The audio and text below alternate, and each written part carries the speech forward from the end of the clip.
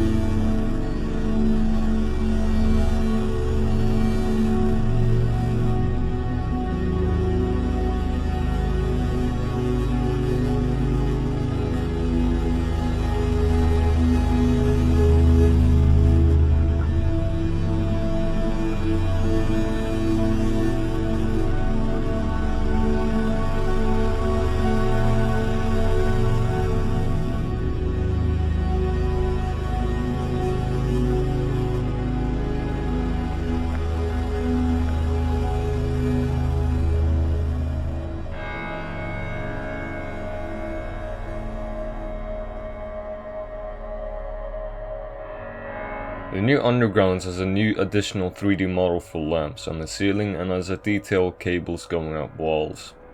There are also 3D models for pipes, and ventilation units can also be seen in the Undergrounds. Kyle in part 1 is still wearing his body armor from Update 4 but without arm sleeves. In part 2 he is wearing a dark leather jacket which looks a lot more urban. It's also his average clothing that he wears.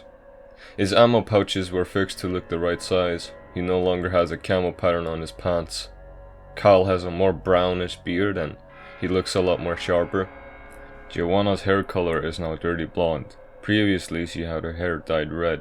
Her hair is now tied up for urban combat and she has a new light body armor.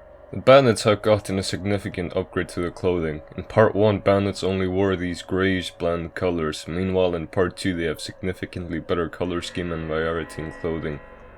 Emo bandits have their hair colors changed blonde to dyed red. The face mask design was also changed so it will pop as much. Bandits' clothing now consists of these anarchy symbols and have these darker color contrasts. They also are often seen with different variety of boots and shoes, and they've got new pant variations with green and this black and red pattern. And they also have variations for gloves, black and red. For some reason you can only see it if a bandit is in ragdoll state. Also, there are two small inconsistencies that you've probably noticed. Bandits, when they're not in ragdoll state, the right hand isn't the same as the left hand. And there's a small flaw with this specific boot with the lower being different. With that said, these small things will be fixed in Update 6 obviously. The floating skull enemy has been changed a bit in part 2. Its color has not been changed to hazel and has its torn spine removed. The skull is also on fire in part 2, which gives off an indication of something that you've probably figured by now. The gunplay in part 2 has been massively improved to closer fit the final game's ideas. You have a new screen shake effect for guns and explosions, which gives the guns and explosions a lot more impact. There's now free camera movement, which makes everything for a smoother experience. The movement has been slowed down in part 2 in order to decrease Kyle's speed and complement the new combat feel and tactical gameplay. Your accuracy is also now affected by your movement speed. You have a new aim mode which in favor decreases Kyle's movement speed but allows players to see further and be more accurate depending on the weapon type. Knife executions and throwing axe have been removed. AI has gotten some good changes. Bandits in part 2 can now run away from burning barrels, shoot barrels near you, run away from grenades. They can sprint, running away or chasing you. They can suppress you with fire if you try rushing them. They take cover properly. They will set up ambushes if you go through doors to a lower level. If one of bandits' teammate dies, they often retreat to a group with a couple of other bandits meters away to set up an ambush. And finally, wounded bandits will sometimes try to retreat. These are definitely some good additions to spice up the combat. There are new melee bandits. The floating skulls now are an explosive type, meaning if you shoot or get close to them they will explode. Demented now also have ghosts that come out if you kill them, and floating skulls are no longer affected by flashlights. In part 2 there's a new health system for Kyle, a new regenerative health bar chunk system. With the removal of the medkit bar and animations in part 2 you only have to pick them up now, which just works a lot better with the game's pacing. In part 1 you had a mode for Kyle called Wrath, basically your demon mode, in which if you activate, Kyle goes into a blind rage of murderous killing and his whole body turns into metal, which is pretty metal, no pun intended. So basically how it worked was when you activated Wrath, if you were low on health, it refills it back to a more bigger value. Just to mention, Wrath also automatically activates when you die if you have any bars. Your movement speed is also increased, but in order to survive with it, you had to defeat enemies to collect their floating orbs to get more health. Wrath also doubled your weapon damage by 3 times. You also had a blade armor execution, which was removed because of the clunkiness. In part 2 this mode has been changed and improved upon. Wrath has now been changed to Shell Shock, which fits better. Guns now do 5 times more damage, literally makes the bullets into small explosions. Guns now have incredibly beefy sounds.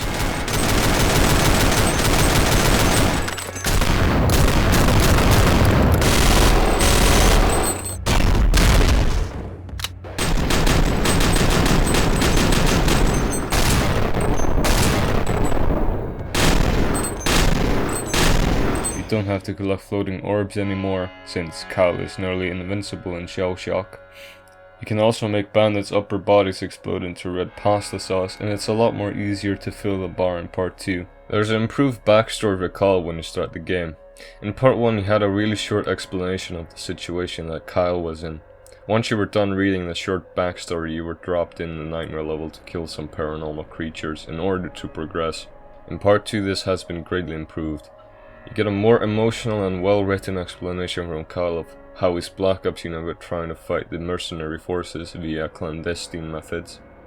After K.A.L seeing his brother almost executed, he and the squad decided to desert themselves and flee to Poland, to a city that K.A.L presently lived in, and seek shelter from US military's retribution.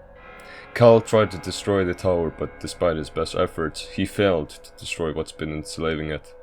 K.A.L and the squad flying in an aircraft at extreme altitudes, unaware of the power that the tower wielded, a barrier that kills anyone who tries to exit or enter in a 40-kilometer radius, sent them screeching towards the dirt. K.A.L, his brother and his friends Eddie and Chris were just lucky enough to survive the crash, but their pilot Sam died. K.A.L would have also died beside him if it weren't for his squad mates and Joanna. When K.A.L recovered, he went with his squad and Joanna on a makeshift plan to go and destroy the tower, knowing that they will be trapped inside.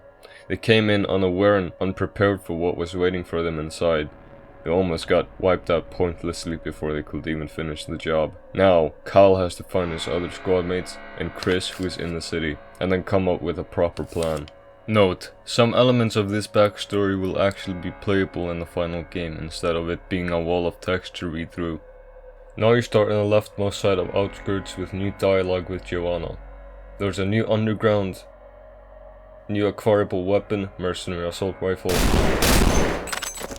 destroy buildings with bandits patrolling, more elements in the background, some more additional dialogue with K.A.L and Joanna, and there are 2 new buildings beside K.A.L's and Joanna's home which were supposed to be enterable, but with given little time that Ross had to release the update, it did not make it in this version. Note, the buildings are only enterable when you finish the nightmare level. Shield spawn has been moved in the warehouse basement, and finally warehouse stairs in part 1 has been removed in part 2 since it was wonky to maneuver.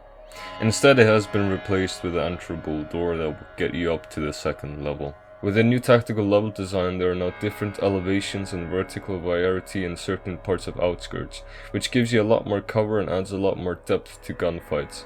With all of the changes, this new revision Outskirts gives a lot more replayability. The nightmare level has also seen some additions. There's been a wall added here in the beginning. There's no text saying I want to forget this, which ties up with the main plot of the game, with K.A.L getting amnesia after a certain aircraft crash. There's been added walls for the first encounter with Demented. There's more new text in the background saying this is killing me, which indicate K.A.L's amnesia and his paranormal abilities. There's also some additional fences. In the near end, K.A.L will have to fight through a couple of wicked in order to fill up the shell shock bar, and if you activate K.A.L's shell shock you get this nice artwork of him. In the end, there's this door that you have to enter. There's a new scene with Joanna. The story pictures have gotten new animations and some improvements to the art and writing. Now, let's get onto the final 2 topics of this section. Now, in the audio department, whenever you shoot an enemy in the head, you will hear a nice, crunchy and satisfying sound effect. The footsteps have been made a bit bassier and louder, new recorded one-liners for K.A.L, Target down. and there are new sounds for bashing. Finally, there are new soundtracks and ambient music made by Viz. I'll give you some small snippets to listen to.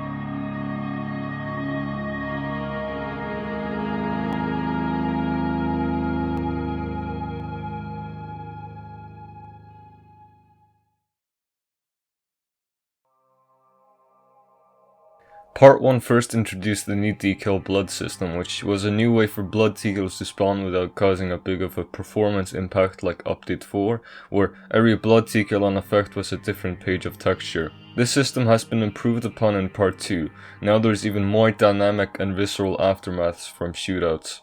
Body chunks have more depth and there's physics for Gibbs. Part 1 sometimes had situations where Gibbs could get stuck to walls and to the ground. There's now simulated brain chunks whenever you shoot an enemy in the head, blood smearing for chunks, darker blood pools, new different shades of blood, the one that initially sprays is brighter. Oxygenated blood pools are darker, and there are proper bullet holes in bodies. In Part 1, enemies in disabled state will unrealistically survive a big amount of lead being shot into them and still surviving and groaning. This issue has been addressed in Part 2 where now if you shoot a disabled enemy too many times, they will die instantly. Enemies can also die from critical wounds, for example being shot in a vital area in the chest. Disabled state is also a lot more less common, so it's rarer to see enemies in that state, which creates for a more genuine experience. Ragdoll has been fixed to be more heavier to reduce the problem where bandits' ragdolls might accidentally stand if in the right conditions. And finally, direction-based hit reactions for enemies. Now, the only downgrade that I've seen between Part 2 and 1 is that there is no longer blood spilling from wounds. This is just a really small detail that doesn't really matter when you're in gameplay, since you pay attention to what's coming in front of you, not to the ground. The ground is only for aftermaths.